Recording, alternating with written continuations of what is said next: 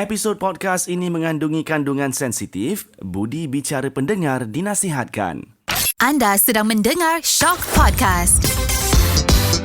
Shock.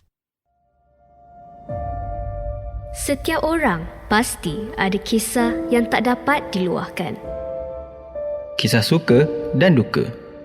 Kisah geram dan dendam. Kenapa dibiarkan terbuku di hati?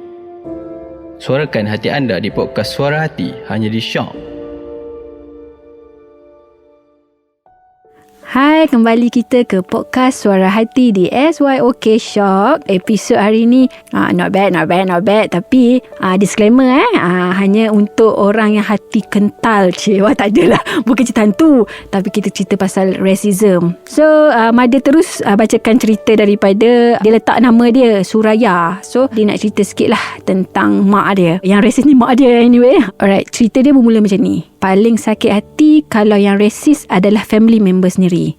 Mak saya di tempat study dulu sempat berkawan dengan lelaki daripada Kanada. Nama dia Josh. Kebetulan sama-sama intern di company tu.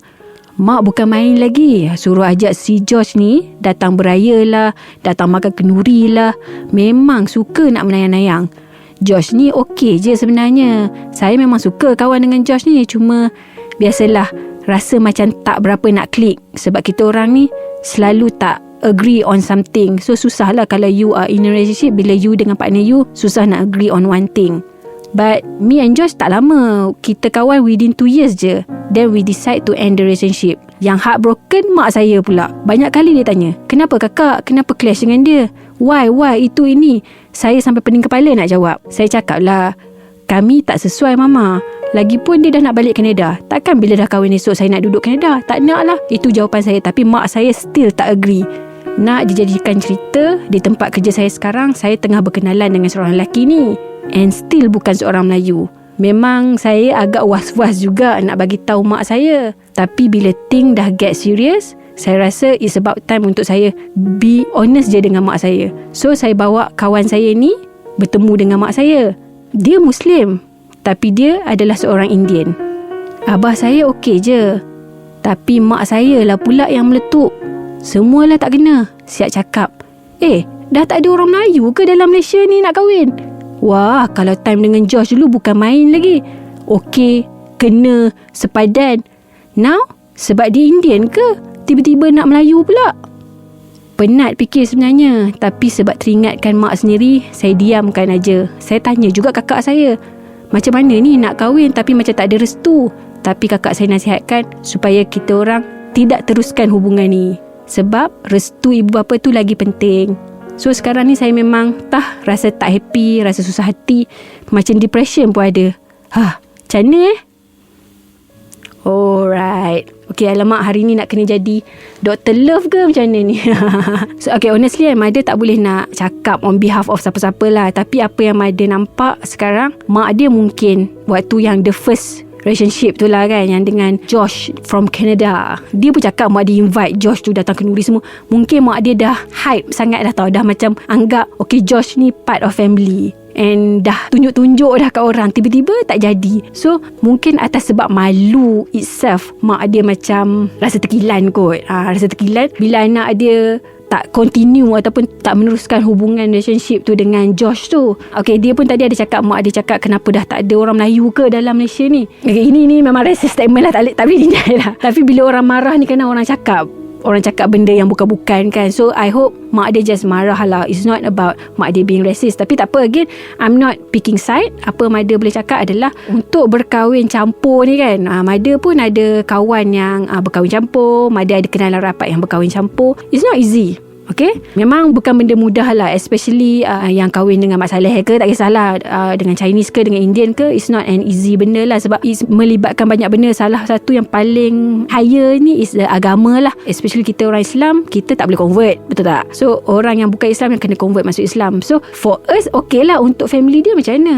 Betul tak? Mestilah family dia akan terasa hati. Banyak benda yang nak kena fikirkan juga untuk orang yang choose untuk convert masuk ke agama kita untuk berkahwin dengan kita. Tapi isu dia dekat sini bukan sebab tu. Isu dia dekat sini, that guy is already Muslim tapi dia just Indian. And mak dia tak boleh terima benda ni. Apa yang kita boleh buat adalah, pertama sekali yang mother boleh advise, sorry, I tak kenal your mom macam mana, tapi this is my personal advice. Mother boleh advise is, kalau lelaki itu ikhlas, betul-betul nak kahwin dengan you, dia kena ambil hati bakal mak mentua. Itu step yang paling mother rasa dia perlu buat. Dekat sini dia dah win sebab bapak you dah okey. Betul tak? You cakap tadi abah dah okey. Cuma mak you je yang macam tak boleh terima kenyataan tu. I rasa it's time for both of you untuk tunjuk yang you guys belong together.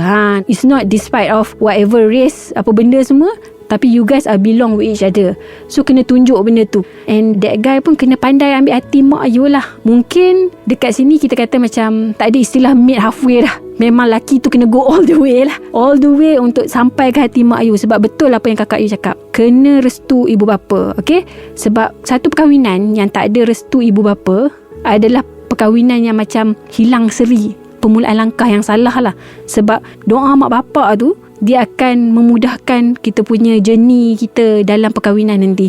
And sebab apa tahu, nanti bila kita kahwin, kita akan ada masalah kita dengan pasangan. So orang yang akan nasihat kita adalah mak bapak kita dulu. Pastikan itu, mak bapak kita jadi orang pertama untuk jadi penasihat kita. So kalau you tak dapat the right penasihat yang restu you, bayangkan kalau you ada masalah esok in that relationship, nanti mak ayah you mesti macam like, itulah orang dulu cakap tak payah kahwin, dah, tapi nak kahwin juga dah, kan? Betul tak? So that's why I agree dengan kakak you, perkahwinan perlu ada restu mak bapak. Okay, sekarang ni memang you and your partner memang kena try your best lah untuk ambil hati mak you. And isu rasis dekat Malaysia ni kita tak boleh deny. Orang generasi yang lama sikit, diorang pun dah dibesarkan dengan satu skop yang di mana Melayu dengan Melayu, Cina dengan Cina, India dengan India. Even dulu pun kalau kahwin dengan mak saleh pun adalah satu benda yang tak normal untuk diorang. Okay, cuma sekarang ni orang dah open minded lah.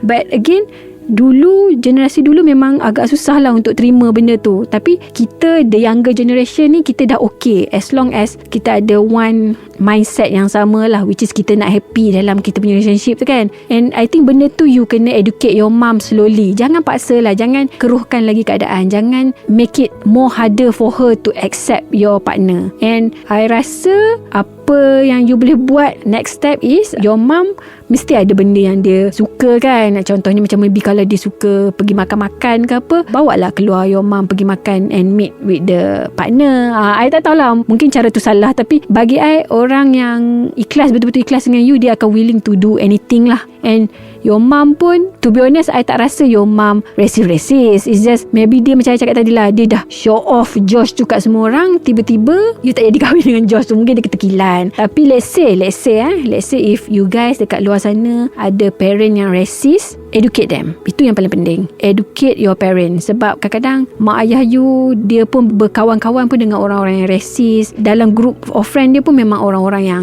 tak suka another race dan tak suka bangsa lain. So it's time for us to educate kita punya mak ayah lah, untuk buka mata diorang yang it's okay, whatever race they are, janji diorang ni orang yang baik. And pada mada, kadang-kadang untuk mak ayah ni nampak orang tu boleh jaga kita ke, boleh menjadi pasangan yang baik, adalah macam mana dia dengan family dia juga. Sebab tu family ni bukan kita je yang one side, tapi the other side pun kena tunjuk jugalah yang diorang willing untuk terima kita. Benda-benda macam tu lah. It's a fair share lah. Maksudnya family sebelah sana pun memang accept you as who you are, memang boleh terima you. So it's a fair game lah. Maksudnya tak adalah diorang je yang terima you, tapi yang on other side pun terima you juga. So benda macam tu you kena show dekat your mom lah, especially, so that dia nampak, anak aku ni sebenarnya tak salah pilih. Tak kisahlah whatever race pun, anak aku ni pilih lelaki yang baik, lelaki yang datang dari keluarga yang baik. So benda-benda macam tu you kena highlight and make it physical lah. Nampak lah mak ayah you nampak, family dia pun orang-orang yang baik. So benda tu penting. Kadang-kadang ni masalah dengan orang muda, diorang tengok setakat pasangan tu je. Faham tak? Maksudnya lelaki ni baik, tapi mak ayah dia tak mana-mana apa-apa, full of drama. Dia orang macam, I tak kisah, I nak kahwin dengan dia je, bukan nak kahwin dengan parent dia. Hello, kau dekat mana?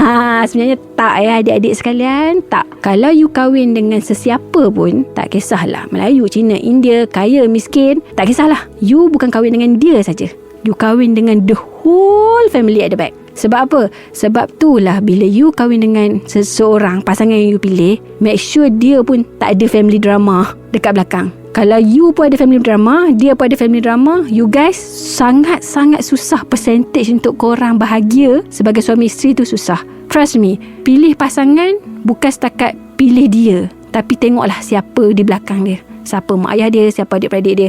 Sebab itu akan affect your relationship di masa akan datang. And anak-anak you pun nanti esok akan membesar dengan diorang-diorang ni tau. Dengan atuk nenek dia, dengan aunty uncle dia. So orang-orang ni adalah orang-orang yang akan membesar dan akan mencorakkan anak-anak you. So sangat important. Jangan ambil mudah bab tu.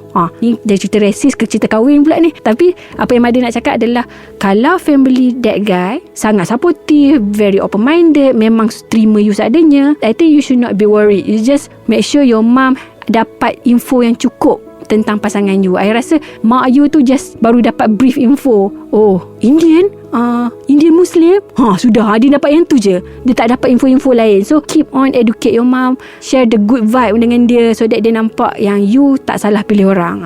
Okay, and jangan cepat give up lah. Janganlah macam, alamak, mak tak restu, okay dah lah, cancel lah, tak payahlah, kahwin lah semua, bla bla bla. Janganlah, cubalah. Sebab apa? Sebab setiap tawakal perlu ada usaha dulu. Maksudnya you dah 1001 usaha, barulah tawakal. Okay, janganlah tak apalah, tawakal lah, ada tak ada macam tu. Tak nak lah macam tu. Itu sikap-sikap mukmin yang lemah. Tiba hari ni ustazah lah pula. Aduhai. Tak, bukan. Mada bukan apa. Mada terbaca buku Tasawuf Moden daripada Hamka. Dia ada cakap tentang tawakal, which is kita sebagai, tak kisahlah sebagai umat Islam ke seorang manusia lah, kita sebagai seorang manusia berhak untuk sentiasa berusaha. Sebab apa? Sebab life ni life kita. Kita kena berusaha. Kita kena kejar usaha kita sedaya yang mungkin. Lepas tu dapat tak dapat, barulah tawakal. Okay, sebab kita laki tau dihidupkan dalam agama Islam. So kita dah disuntik dengan kena ada kepercayaan, tawakal kepada Allah kan. Tapi dengan syarat dia mesti usaha dulu. So kerja awak sekarang adalah usaha untuk fahamkan mak awak. Bila awak dah buat everything, kalau mak awak tak restu juga, maybe ada hikmah di sebalik tu. Janji awak kena usaha dulu. Okay, so that you tak menyesal. Okay, sebab yang paling sakit lah hidup ni adalah penyesalan. Okay, alright, itu je for today. Thank you sebab kongsi cerita ni. Interesting.